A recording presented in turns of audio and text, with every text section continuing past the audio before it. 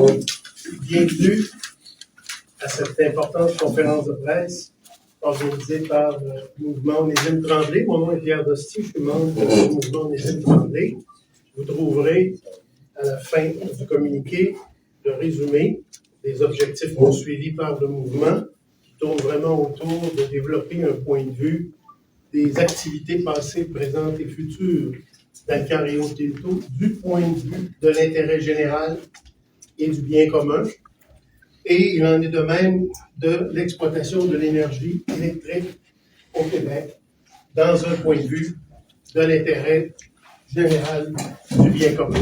Alors aujourd'hui, avec l'appui des organismes et des personnalités que vous voyez en avant, le mouvement, représenté par son porte-parole, Denis Trottier, va nous livrer un point de vue important au moment où s'achève la période du renouvellement pour un deuxième 50 ans de l'entente dans le cadre du bail de la Péribonka. Et nous avons pour appuyer deux partis politiques qui ont accepté d'appuyer cette requête, soit Climat Québec, représenté par sa chef Martine Ouellet, et Québec solidaire, représenté par Jeanne Palardy, candidate dans Chicoutimi. Nous avons aussi deux organismes, les maires au front, représentés par Édith Ouellette et Alain Proulx, qui représentent l'Association des travailleurs retraités, travailleurs syndiqués retraités d'Alcan Rio Tinto, et une personnalité régionale bien connue, M. Robert Bouchard, ancien député de la circonscription de Chicoutimi, le Fjord, au niveau fédéral. Alors, merci tout le monde d'être là. On souhaite que ce soit le début d'un mouvement, parce qu'on va demander dans les semaines à venir aux autres représentants, surtout les élus régionaux, dans la foulée de ce lancement aujourd'hui, d'appuyer notre demande, qui est plus que légitime. Alors, je passe la parole à Denis, qui sera suivi par les autres représentants qui vont parler 1 à 2 minutes chacun. Bonjour tout le monde, je vais être debout parce que, comme professeur, je me suis debout, puis aussi, pour faire avancer une cause, c'est mieux d'être debout qu'être à genoux. En ce début d'année, je vous souhaite d'abord bonne année, bonne santé. Et c'est le temps des résolutions au début de l'année, et ce qu'on dit, nous autres, c'est posons un geste de respect de nous-mêmes et d'indépendance. C'est qu'en ce début d'année 2026, le mouvement Onésime Tremblay, avec l'appui d'associations de partis politiques qu'on a nommés tout à l'heure, c'est que nous, on invite la population du Saguenay-Lac-Saint-Jean à mettre la pression sur son élite politique en exigeant du gouvernement Legault la fin du bail de location des forces hydrauliques de la Péribonka et qu'il applique la clause qui permet de reprendre possession des barrages et de leur installation. Le 31 décembre 2025, c'était le dernier jour de la dernière échéance sans cesse retardée pour que Rio Tinto, anciennement Alcan, complète l'engagement pris lors du renouvellement du bail de la Péribonka en 1984. À savoir, cet engagement-là, c'était la construction de 3 usines de classe mondiale équivalent de 400 000 tonnes métriques. En 1984, l'échéance pour construire ces 3 usines était de 25 ans. En 2006, on a repoussé cette échéance au 31 décembre 2015. Puis au 31 décembre 2020, et pour finalement en ajouter une troisième fixée au 31 décembre 2025. À l'heure actuelle, ce qui était tout dernièrement, à l'heure actuelle, 2 usines, La Perrière et Almont, ont été construites et on en est à la deuxième phase de construction de l'usine d'Arvida permettant d'atteindre 200 000 tonnes métriques, soit la moitié de l'objectif qui est censé être prévu. Nous en sommes donc là. Et la deuxième moitié de l'usine n'est pas seulement absente des plans, mais elle semble de toute évidence quasi abandonnée si on se fie à l'entrevue donnée à la presse par Jérôme Pécresse, le grand patron de Rio Tinto, à la fin du mois d'octobre. C'est qu'on est bien loin d'engagement formel quand on a écouté ça. Pour nous, il est primordial de rappeler que les emplois à Rio Tinto, anciennement Alcan, ont diminué drastiquement, passant de 12 000 au début des années 80, et ils seront environ 3 000 suite à la fermeture des cuves précuites en 2026, perdu 9 000 emplois, et je ne sais pas si vous savez, ça représente quoi comme masse salariale, ça, 9 000 emplois? C'est l'équivalent de 1 milliard de dollars de moins dans la région chaque année. 1 milliard de moins par année, chaque année, qu'on n'a pas. Sans compter tous les autres services autour de tout ça. Bon. On dit, nous autres, que le privilège d'être dispensé de la nationalisation, quand il y a eu la nationalisation en 1960, et de posséder des barrages pour Alcan, était fait en retour parce qu'il y avait beaucoup d'emplois. Et tel était le pacte social au début des années 1960. Manifestement, ce pacte n'est plus respecté. Avec le bail de la Péribonka, nul besoin de nationalisation, puisqu'on parle de location liée à des conditions. De toute évidence, ces conditions ne sont pas respectées, et selon le livre de nos amis Jacques Dubuc et Myriam Potvin, qui sont des anciens cadres de l'entreprise, qui sont très crédibles, c'est que, et nous, on partage ça, ce qu'on dit, c'est que, qui est publié en 2025, c'est que la puissance publique est en droit d'agir. La puissance publique, c'est l'État québécois. Et nous, ce qu'on dit, c'est que dans ce livre, les auteurs sont très clairs. Les 3 délais ont été accordés par décret, alors que le bail de la Péribonka est une loi. En termes juridiques, une loi a préséance sur un décret, et les engagements de Rio Tinto pris en 2006 sont toujours valides. La dernière échéance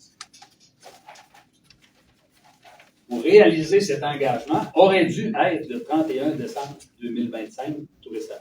Ce non-respect doit avoir pour conséquence de libérer le gouvernement de ses engagements dans l'entente de 2006, comme il est précisé dans le renouvellement du bail de la Péribonka. Le 1er janvier 2026, le mouvement Onésime Tremblay, on a fait parvenir une lettre à la ministre des Ressources naturelles, de l'Énergie et des Ressources naturelles, Mme Christine Fréchette, afin que le gouvernement signifie à Rio Tinto que l'entente supplémentaire de 25 ans, qui était liée aux 3 usines, est annulée et qu'il entend en 2033, c'est pas loin de nous autres, ça, reprendre possession des 3 barrages de la Péribonka, qui sont Chute du Diable, Chute de la Savane et Chute des Passes, ainsi que les installations, les accompagnants, il y a des digues, des choses comme ça. Et moi, ce que je dis, c'est que si on ne fait rien dans la région, là, on voit les emplois qui diminuent, là, si on ne fait rien, qu'on accepte l'inacceptable, soit de prolonger indûment une entente pour une compagnie qui n'a pas respecté ses engagements, ben, c'est qu'on ne peut pas accepter ça. Il faut vraiment poser un geste significatif, et nous autres, c'est ça qu'on fait aujourd'hui. Ce qu'on dit, c'est qu'on va reprendre les installations. Et on va inviter la population et les élites politiques à mettre de la pression sur le gouvernement. On va lancer une campagne dans les prochaines semaines pour avoir davantage d'appui. Et ce qu'on espère, c'est que ça va faire boule de neige et qu'on va pouvoir avoir éventuellement une entente avec cette entreprise-là qui sera plus équitable et plus écologique. Parce que présentement, c'est que l'entente qui existe présentement, c'est que la compagnie fait des milliards de profits et nous autres, on assume les milliards de déficit. On ne peut pas accepter ça. Fait que, ça nous prend un nouveau contrat social. C'est le début de ce nouveau contrat social. Je vous remercie. Merci. Avant de passer aux autres, je veux juste passer un petit message. Vous avez derrière M. Éric Scolia, qui a son ordinateur, là, qui a des photos extraordinaires, et on peut dire uniques, de la rivière Péribonka, dont certaines avec une vue aérienne.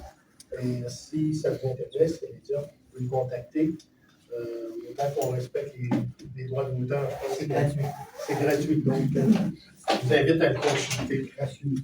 Il y aura aussi, une fois que tout le monde se sera exprimé, en souhaitant que c'est dans la limite du 1 à 2 minutes qui est proposée, il y aura une période de questions qui sera suivie d'entrevues individuelles. Les personnes qui voudront des entrevues avec M. Trottier pourront me contacter, on pourra me le signaler ici là.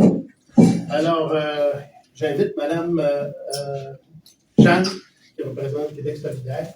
Olivier aussi. Je pense que c'est pas Olivier. Peut-être juste orienter le micro vers juste le passé. Oui, l'orienter. Ouais, exact. Parfait. Donc, bonjour tout le monde. Je me nomme Jeanne Palardi. Je suis la candidate pour Québec solidaire dans Chicoutimi pour les prochaines élections partielles qui devraient s'en venir bientôt. Je remercie premièrement le mouvement Onésime Tremblay de m'avoir invité. Puis je suis ici aujourd'hui pour représenter Québec solidaire. Québec solidaire y appuie les revendications du mouvement. On demande aussi au gouvernement de mettre fin au bail de location de nos forces hydrauliques de la Péribonka. On demande aussi de reprendre les barrages et les installations. En fait, c'est simple, nos ressources naturelles, les rivières, ça appartient aux Québécoises et aux Québécois. Puis c'est avant tout eux que ça devrait servir, pas les intérêts d'une grande entreprise multinationale. Dans ce contexte-là, le Québec, la région du Saguenay-Lac-Saint-Jean, a le droit d'exiger un meilleur contrat social avec Rio Tinto. C'est important, on a aussi le gouvernement du Québec, il est propriétaire de ces ressources-là. Donc, il y a un devoir de bien gérer les ressources puis de penser à l'avenir de ces barrages. Il faut qu'il le fasse, il a le devoir de le faire aussi avec les Premières Nations, ce qui est très important. Donc, pour terminer, c'est ça, c'est assez. Il faut arrêter de donner gratuitement nos ressources puis avoir très peu de reddition de comptes là, en retour. Puis, il faut que les ressources appartiennent aux communautés qui vivent. Merci.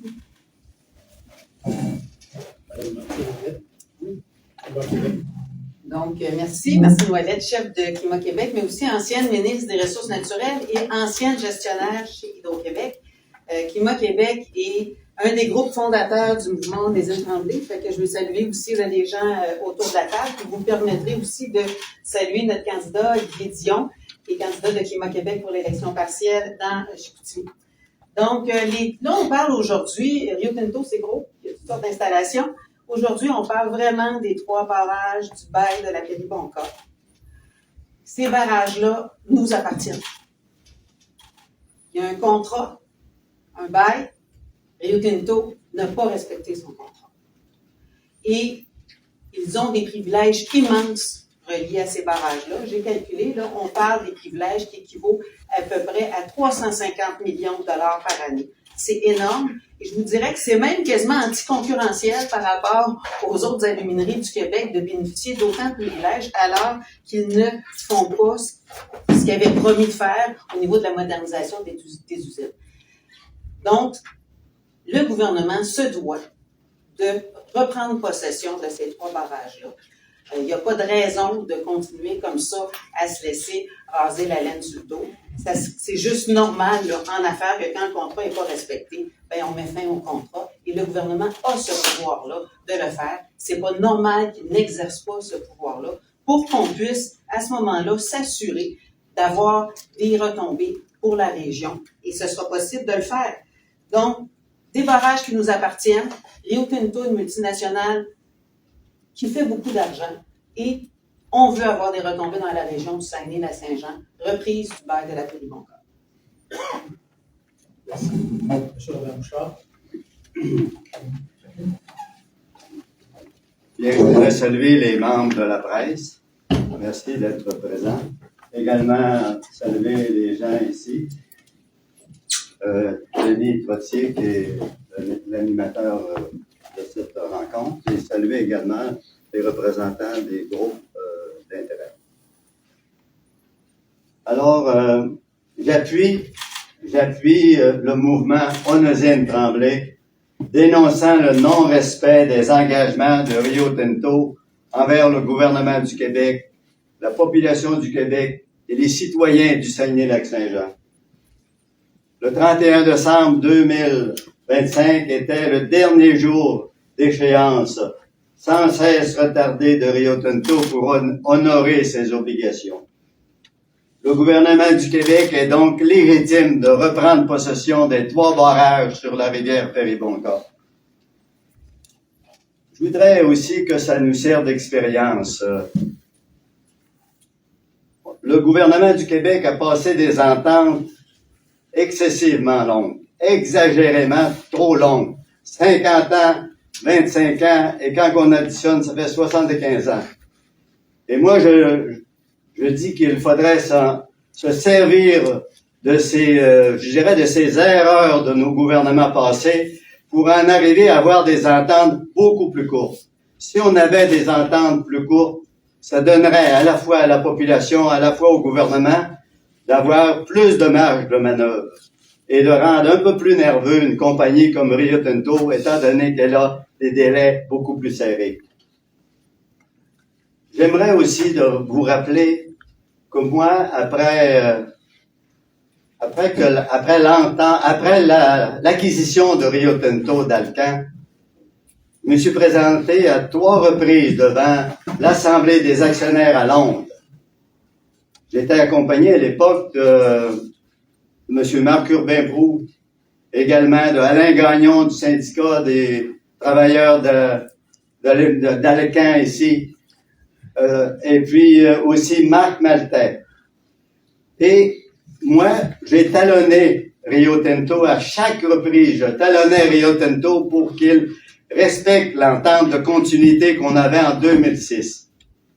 Malheureusement, je peux tirer la conclusion suivante de ces 3 années-là, de ces 3 représentations à Londres, à cette Assemblée des actionnaires. Nous avions une entreprise qui, autrement dit, qui nous entendait pas. Un langage de sourds que nous avions, que je peux tirer comme conclusion.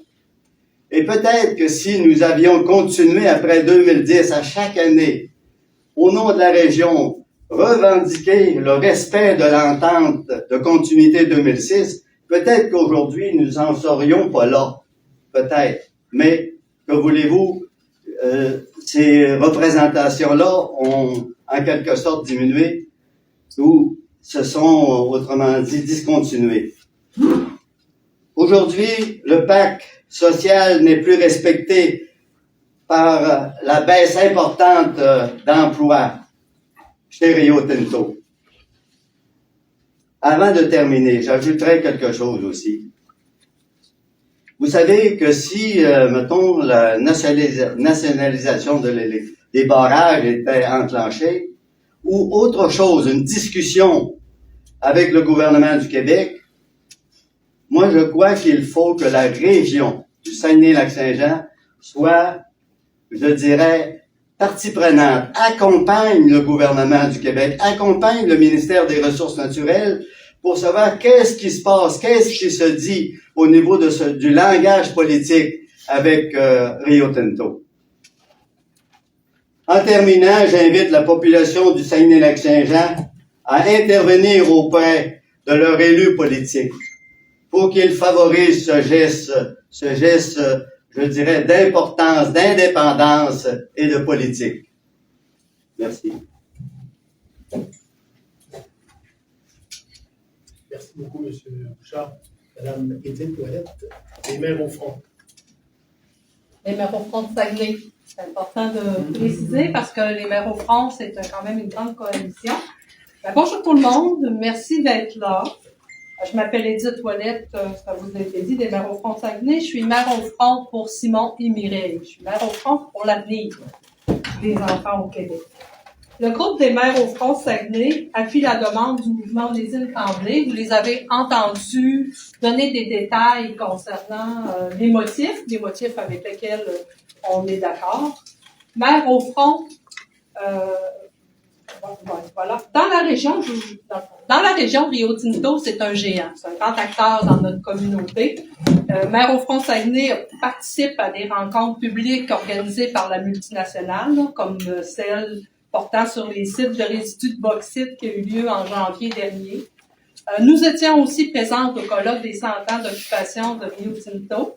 Les 100 ans d'occupation par Alcan et Rio Tinto, organisé par les gens de Climat Québec et l'Association des retraités.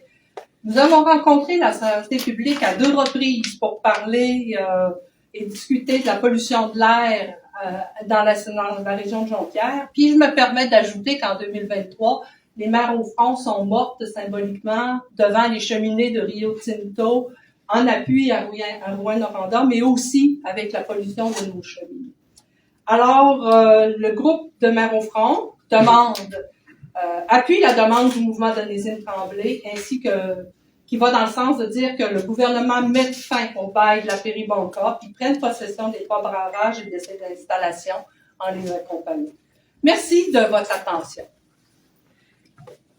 Merci. Maintenant, Alain Proulx de l'Association des travailleurs syndiqués à Tinto, les retraités. Oui, bonjour tout le monde. Le défi, c'est d'être bref. Ça fait que je vais essayer d'être bref. parallèlement au non-respect des engagements de Rio Tinto, puis malgré les avantages énormes qu'on consent à cette multinationale-là, étrangère, australo-britannique, qui cherche d'ailleurs peut-être une nouvelle fusion avec Glencore bien vite, en tout cas, c'est un autre dossier, on y reviendra. Cette multinationale-là ne respecte pas des engagements malgré les énormes profits qu'on leur permet de faire. Les retraités syndiqués de Rio Tinto, malgré ce non-respect-là, sont attaqués de front. On a attaqué leur pouvoir d'achat. On a volé dans leur caisse de retraite. On l'a établi. Des centaines de millions, des milliards pris avec la complicité des gouvernements pour pouvoir prendre cet argent-là et l'utiliser au profit d'une minorité d'actionnaires, souvent étrangers. C'est important qu'on se mobilise régionalement, l'ensemble des intervenants, qu'il y ait une ouverture sociale importante pour dénoncer qu'on ne peut pas permettre à une entreprise multinationale de ne pas respecter des engagements en contrepartie. Puis ça, une chose est claire, parce qu'ils continuent. Ils continuent demain matin, Rio Tinto, en décembre, fin décembre, ils demandent encore des mégawatts. Puis qu'est-ce qu'on va faire? Qu'est-ce que les gouvernements vont faire si on ne s'oppose pas, si on se mobilise pas pour dire à un moment donné, il y a des ententes, tu vas les respecter. Puis ces ententes-là ont été bien trop généreuses. Là, on parlait du bail de la Péribonka. Puis les 1000 mégawatts de Rivière-Saguenay, je veux dire, c'est la perpétuité qui ont ça, là. Ils n'ont pas été nationalisés, puis ils leur permettent d'empocher des centaines de millions également. Fait qu'aujourd'hui, on est ici pour ça, pour dénoncer ce non-respect-là, mais surtout pour dire au gouvernement, mettez vos culottes, puis exigez que ça soit respecté, mais là, il est trop tard, ça finissait le 31 décembre. Ça fait que rapatrier ce qui nous appartient. Un point, c'est tout. Merci beaucoup. Alors, il y avait une période de questions. Ma minute. Oui. On n'a pas vu le temps passer. Une minute et une seconde. On vient d'ouvrir la période de questions. À l'une On va faire des entrevues après, parce que je n'ai pas demandé les autres. Là, mais je commencerai peut-être avec la première question, si ça ne vous dérange pas. Madame Ouellette, vous avez été ministre des Affaires, des Ressources naturelles. Vous avez passé dans bon nombre de documentaires disant justement que Rio Tinto interférait beaucoup. Pourquoi ça ne change pas? Pourquoi ça n'a pas changé quand vous étiez là? Pourquoi on en parle encore aujourd'hui de ça? 100 ans d'occupation, je vous sentais très émotif, monsieur de l'Association des retraités. On vous dit qu'on vous a volé de l'argent. Pourquoi on est encore assis ici en 2026 aujourd'hui à se dire que Rio Tinto devrait respecter ses engagements? Pourquoi ça ne change pas? Parce qu'il y a un manque de volonté politique. Parce que les lobbies peuvent bien demander la Lune. Ils le font. Ils sont toujours en demande, mais c'est le rôle des politiciens de dire c'est assez. Et moi, dans mon cas, quand j'étais ministre des Ressources naturelles, Rio Tinto est venu nous voir pour avoir un délai supplémentaire pour ces AP60. Et je me rappelle à l'époque, je m'excuse, c'est un petit peu long, mais je me pose une question. Il y avait eu, si vous vous rappelez, on était en 2013, il y avait eu le lockout de 2012. Et on avait pris l'engagement comme Parti québécois de dire à la première occasion, parce qu'on ne peut pas changer des contrats unilatéralement. Fait qu'il faut que ce soit bilatéral, de volonté commune. Et donc, à la première occasion où Rio Tinto sera en demande, ce sera l'occasion de leur demander de changer cette clause-là dans le contrat pour le lockout. L'occasion s'est présentée lorsqu'ils ont voulu justement changer les délais. Et donc, moi, j'ai tout organisé. J'ai appelé le PDG d'Hydro-Québec pour m'assurer où est-ce qu'on met les clauses, tout ça. Je me suis tout organisé pour être capable de faire ces changements-là. J'ai présenté ça à ma première ministre, qui a refusé. Et j'ai dit, moi, je ne signerai pas. Elle a signé au-dessus de moi. Donc, ce n'est qu'une question de volonté politique.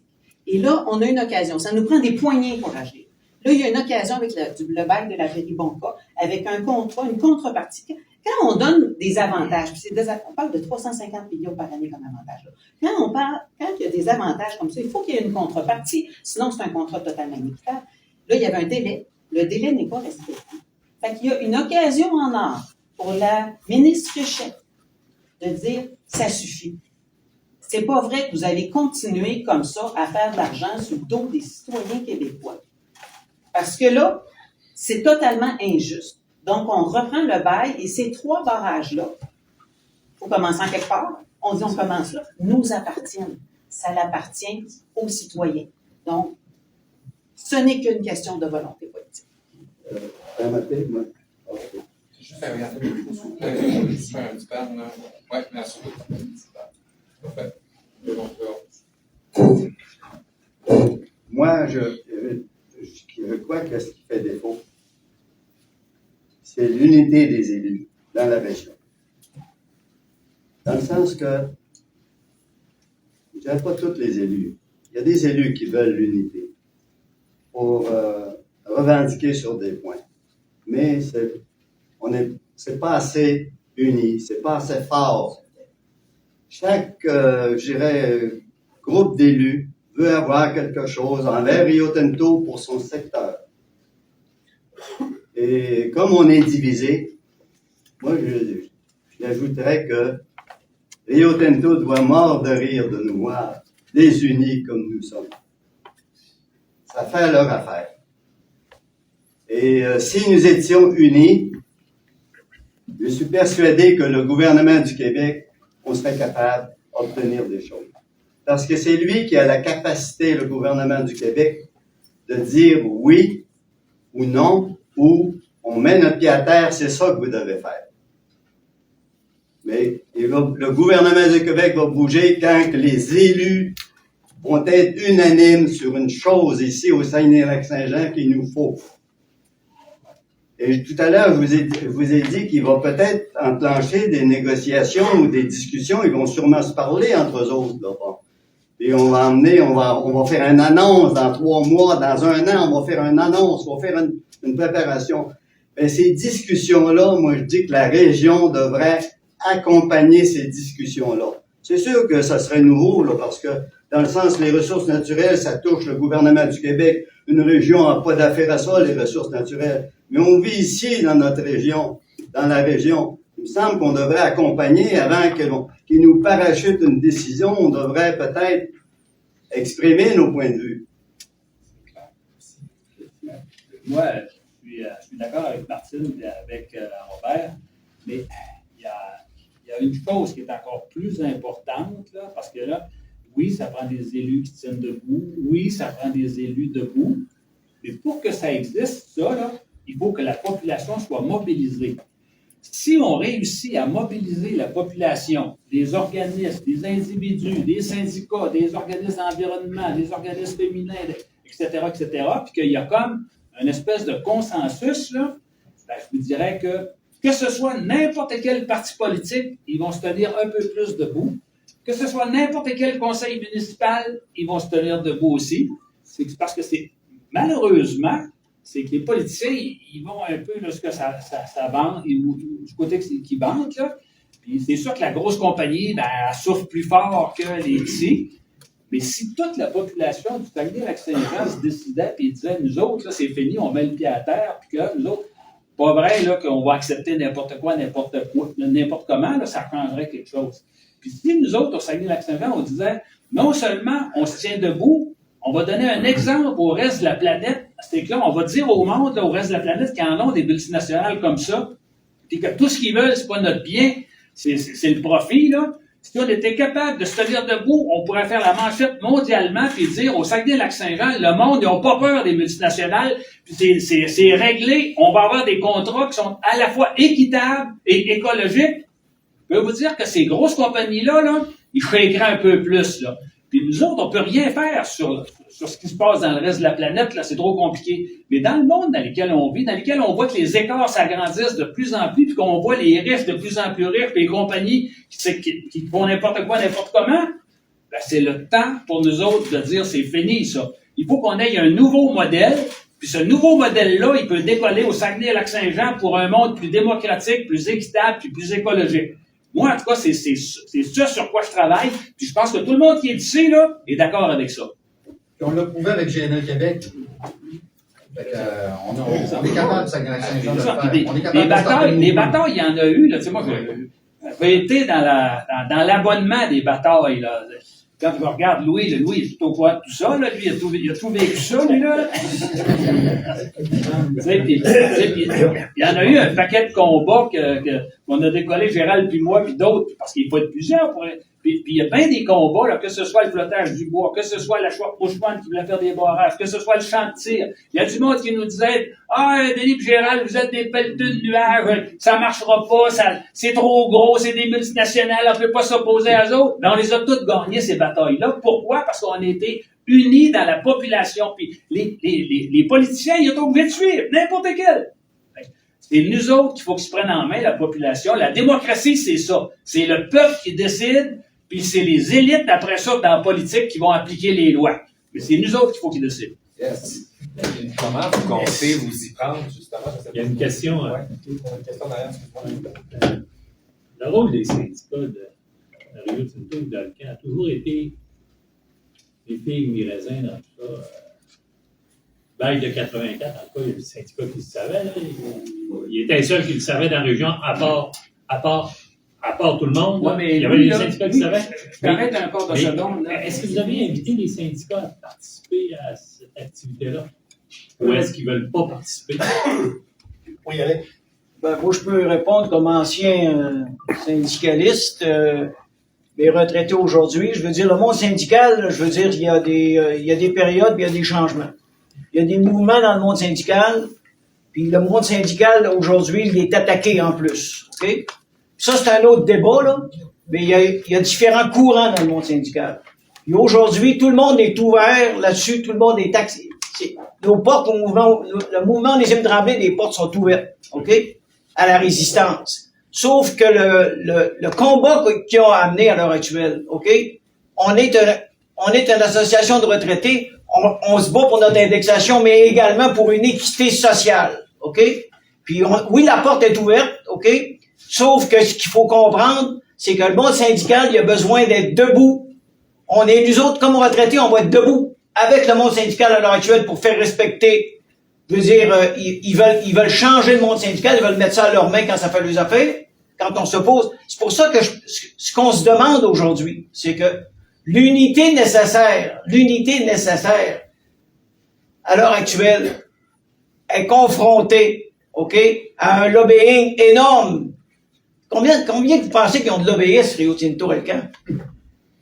Hein? 17, je pense. 50. Hein, je sais pas. Puis c'est du monde à plein temps pour donner de l'information à des médias comme les vôtres, aussi, puis à soutenir, mais surtout à plein temps pour aller voir les élus, etc., puis pour les régler les problèmes. Et nous autres, ce qu'on dit à l'heure actuelle, il faut s'opposer à ça. Puis la population a besoin de connaître comment, puis de se faire aider. Puis là-dessus, moi, je pense que j'ai confiance que le monde syndical, autant que toutes les associations, des organisations, peuvent, à l'heure actuelle, être solidaires pour entreprendre ce combat-là, pour une unité, pour résister, OK? Puis pour faire appliquer, OK, les ententes. C'est des ententes qui ont été signées. Ils sont reportés. Ben, ils vont autant fermer la gueule au monde syndical. Le monde syndical, c'est pas que la défense des droits de ceux-là qui travaillent. Ça a toujours été le combat aussi social. On se bat pour cette représentation-là à l'heure actuelle. Mais ce combat-là, il est au niveau de la question du respect des ententes qui ont été signées. Ben, je pense tout est ouvert à l'heure actuelle. Est nécessaire pour pouvoir, il y a une unité. Puis le monde syndical fait partie de ça. Il est important qu'il soit là aussi. Peut-être un petit bout par rapport à Louis, là, parce qu'en 84, Louis, quand le bail a été signé, il n'y a personne dans la région qui a été consulté. C'est qu'on l'a appris par hasard plus tard qu'il y avait eu un renouvellement de bail. On n'a même pas été informé de ça. Tu sais, ça faisait dur. Puis par rapport à ce que le monde syndical, il y a toutes sortes de monde. Là, nous autres, on commence la mobilisation. Là. Quand on a fait la bataille de la Faucon, je pense que ça a pris 2 ans là, pour mobiliser le monde. C'est que pour toutes sortes de raisons, aujourd'hui, le militantisme, c'est plus ce qu'il était. Le monde font une petite affaire petite, mais il commence à avoir de plus en plus de monde qui s'aperçoivent que tant qu'on va rester dans le jeu, là, on n'obtiendra rien. Et que là, le nous commence à prendre de la place et c'est à nous autres à grossir. Le simple fait qu'on soit déjà de plusieurs, là, c'est déjà une bonne nouvelle. Là, on a fait ça en quelques semaines. Là, on n'a pas commencé à ramasser des appuis il y a 10 ans. Là, là c'est en faisant une conférence de presse, en disant au monde, là, ceux qui pensent que ça a du bon sens, appuyez-nous, là, il y en a peut-être qui vont nous appeler, ils vont nous écrire, puis on va peut-être envoyer des invitations au monde, mais partais pour dire, on est une gang de vieux de la Ligue du Vieux-Poil, mais il y a des dames. Les gars de l'autre. Puis, tu sais, on est bénévole, on n'a pas de scène, puis l'équipe, mais on croit dans ce qu'on fait. Puis ce qu'on dit, là, c'est que c'est un combat noble. C'est un combat pour la région, mais c'est un combat pour la planète au complet aussi. Et là, je pense que ça peut être porteur. Puis peut-être qu'un jour, là, on aura peut-être même des appuis de d'autres mondes, de d'autres pays qui vont trouver que ça a du bon sens, le combat qu'on fait ici. Parce que si on gagne ce combat-là ici, ça va peut-être les aider à gagner leur combat chez eux aussi. Oui, M. Bouchard. Oui. Oui, c'est vrai que le mouvement syndical est important. En 2004, vous en souvenez, le combat 2004-2005, le combat du syndicat sur la fermeture de vieilles usines ici à Hervida. Bien, qu'est-ce qui s'est passé? Quel résultat que ça a donné? En 2006, le gouvernement du Québec avec Alcan ont annoncé l'entente de continuité. Et c'est là que AP60, AP50, AP60 est apparu dans le décor. Il a gagné quelque chose. Et là, c'est très, très important aussi que le monde syndical, que le milieu syndical, travailleurs dans le domaine de l'aluminium soient avec nous. C'est très, très important. Ou exigeant transparence, parce qu'il y a eu une autre entente, Robert, en même temps, qu'on a su, qu'on n'avait même pas su, qui a été dévoilée par les journalistes du Devoir. L'entente de réciprocité avec le contrat Hydro-Québec. Puis cette transparence-là, on l'a pas au niveau à l'heure actuelle. Il venait des combats qui étaient même après, Chris, quand t'as l'information, 2 ans après. Ben, c'est là l'importance d'avoir une présence régionale lorsqu'il se fait des discussions politiques au niveau des ressources naturelles, au niveau de l'eau, de nos cours d'eau. C'est très important. Tout à fait d'accord avec toi, Robert. D'accord. Vous aviez une question? Oui, ben comment on peut faire, le téléspectateur qui va voir ça ce soir, comment peut-il faire justement pour... Parce qu'on a comme l'impression que Rio Tinto prend toujours son affaire, bon, on va couper des emplois, on investira plus dans la région, puis en tout cas, on l'a vu dans le passé, là. Fait que de quelle façon le citoyen peut participer à ça? Il peut suivre nos activités sur Facebook, il peut se dire, moi, j'appuie, puis s'il fait partie d'un organisme, ben, il peut amener cette idée-là dans son organisme, puis dire, nous autres, là, on appuierait ça, là. Ben, c'est comme ça que ça va avancer. Il va y avoir des initiatives individuelles, il va y en avoir des collectives, puis là, on commence. La boule de neige est grosse de même, là. Mais ça fait une boule de neige. Comme citoyens, ils peuvent aller dans le conseil de ville, ils peuvent se lever, il y a des organismes, différentes façons. Je me souviens avoir entendu M. Bouchard dire dans une assemblée que ça prendrait un mouvement citoyen régional pour avancer ces idées-là. Et on l'a maintenant, ce mouvement-là. Le mouvement Onésime Tremblay est un mouvement citoyen régional qui veut mobiliser la population en faveur d'un meilleur contrat social, par exemple, et de ces objectifs-là. Donc, c'est un premier pas. C'est ça aussi qu'aujourd'hui, on veut lancer. Madame... oui. Et juste pour encourager les citoyens à agir, parce que des fois, les citoyens se disent « Mon Dieu, ces gros lobbies-là sont tellement gros, c'est David contre Goliath, on n'y arrivera pas, il n'y a rien à faire. » Le pouvoir citoyen est plus fort que le pouvoir de l'argent. Et ces grosses multinationales-là en sont tout à fait conscientes. Quand j'étais ministre des Ressources naturelles, il avait fait faire une étude, là, je ne me rappelle plus c'était quel consultant, un McKinsey de ce monde, et c'était dans le cas des mines, mais l'aluminium mine soit mal. Le risque le plus grand, c'était pas le cours des métaux. C'était pas de savoir si finalement il y en avait ou pas dans leur géologie. C'était les communautés locales. Donc, le pouvoir citoyen, il est beaucoup plus grand que ce que les citoyens pensent. Donc, moi, j'invite les citoyens à prendre position. Effectivement, conseil de ville, MRC, dans les médias, avec des lettres, en appui, et ça fait une différence. On en a gagné plusieurs batailles citoyennes au Québec. On pourrait en nommer là, toute une flopée. Vous en aviez, on l'a nommé tantôt ici, GNL. C'est le pouvoir citoyen qui l'a fait gagner. Donc, c'est la même chose. Et les citoyens ont un pouvoir beaucoup plus grand qu'ils le pensent. Ça, j'aimerais comme exemple, si vous permettez. On a eu la 175. On a gagné la 175 comme autoroute entre Québec et Chicoutimi. Accès Bleuet a joué un rôle de mobilisateur là-dedans, de catalyseur. Et c'est la population qui a, autrement dit, qui a exprimé des accords et qui se sont exprimés aussi à leur élu. Et c'est ça qui est, sur ce point-là, on peut dire que la région a été assez unie, mais c'est la population qui a poussé les élus à dire oui, c'est ça qu'il nous faut. Oui, une question. Ben là, ça va pas pire mal à la CAQ. Est-ce que vous Il y en a qui pensent que ça va pire. C'est peut-être moins pire. Ouais, ça. Moins pire. J'assume mon opinion. Vous ne craignez pas que votre message passe un peu dans le beurre à cause de ça? Non, mais là, nous autres, le message, là, il s'adresse d'abord à la population. Là. Si on mobilise la population, là, ben, c'est parce qu'il va y avoir des élections dans quelques temps. Il va y avoir une élection partielle dans Chicoutimi. Il va y avoir des élections provinciales au mois d'octobre. Là. Et là, peut-être que ça peut devenir un enjeu d'élection. Là. C'est que là, puis moi, je pense pas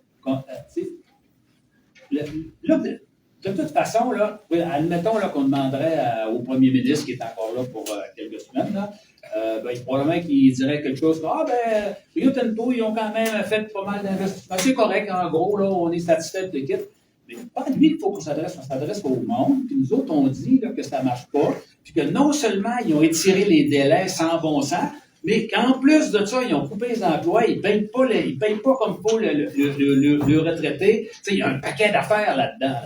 Puis là, ce qu'on soulève, là, c'est est-ce qu'on va continuer de se laisser mener par le bout du nez par une multinationale qui se sacre du territoire, qui se sacre de ses employés, qui se sacre de l'ensemble des autres affaires à part le profit? C'est ça, là. C'est ça qu'on soulève. Là. Puis là, quand on regarde la planète, ce qu'on s'en va avec le malade mental qui est de l'autre côté, là, c'est que là, il faut montrer qu'il y a encore du monde qui sont lucides. Nous autres, on est lucides, on veut qu'il y ait de la business, on démolira pas les multinationales, mais ce qu'on leur dit, c'est que dorénavant, ça se fera plus comme avant. C'est que là, on va avoir un meilleur deal. Le New Deal. Ça, il faut oublier que les gouvernements changent, que la population reste. C'est à la population de décider qu'est-ce qu'elle veut sur son territoire. C'est pas au gouvernement de dire, bon, on va implanter quelque chose qui risque de rester. On ne sait pas, nous autres, on est sûr de partir un jour. La population part. Je vous invite à lever la main, monsieur. Il faudrait peut-être dire que, effectivement, on l'a vu, là, juste dans les résultats, mais s'ils veulent avoir des résultats différents, il faudrait peut-être arrêter d'être collés tout le temps à ces lobbies, puis tout le temps ouvrir le sac de bonbons pour les lobbies qui ont les deux mains dedans. Peut-être que ça serait le temps, justement, qu'ils mettent un pied à terre. Peut-être que ça serait le temps qu'ils décident, dans le cas ici de la région, de dire non, là, ça suffit, les privilèges indus et injustes comme Rio Tinto bénéficient à cause qu'il n'y a pas de contrepartie. Ben, c'est le temps que ça arrête. Ça serait le fun de les voir se réveiller. Il y a Christine Fréchette, là, qui est bien en poste, là. Elle n'a pas démissionné, là. Ben, c'est à elle d'agir. Et en plus de ça, là, c'est que, on peut mobiliser toutes sortes de monde. Là. Présentement, là, si vous êtes une multinationale comme Rio Tinto, là, vous avez besoin de courant, vous allez payer 3,5 cents à peu près, là, moins cher que ce que ça nous coûte. On va vendre au prix, en bas du prix coûtant. Mais si vous êtes une PME, vous allez payer autour de 10 cents. C'est-à-dire que nos PME, qui sont ceux et celles qui créent des emplois, là, eux autres, ils payent 3 fois le prix que la multinationale paye. Ça se pourrait qu'il y ait des entreprises qui disent « Hey, votre affaire, c'est pas si pire que ça. Nous autres, ça nous intéresse d'embarquer là-dedans. Là, c'est clair. » Peut-être que tout le monde a intérêt à dire à cette multinationale-là il faut qu'on brasse les cartes puis qu'on s'arrange pour trouver une solution qui va être équitable. Est-ce qu'il y a d'autres questions? On va faire des entrevues individuelles aussi. Oui, OK, je pense qu'on peut faire un dernier. Très court. Est-ce qu'on en a pour notre argent avec Rio Tinto? Non, c'est ça. C'est exactement ça. Les subventions, les avantages fiscaux, tout va arrêter là. Mais est-ce qu'on en a pour notre argent? Le dernier élément, là, c'est que quand on a des privilèges, on est supposé avoir des devoirs aussi. Donc là, ce bout-là, les devoirs, là, sont pas mal moins importants. Du côté des retraités, tu n'as pas ton argent, on se fait voler notre argent. Voilà.